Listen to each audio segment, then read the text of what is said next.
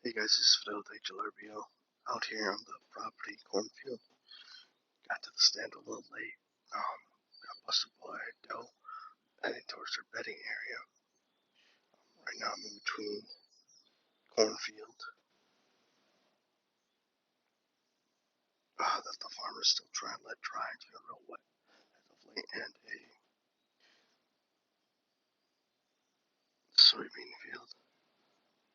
So right now I'm just in between a hedgerow between these two. Behind me there's some thickets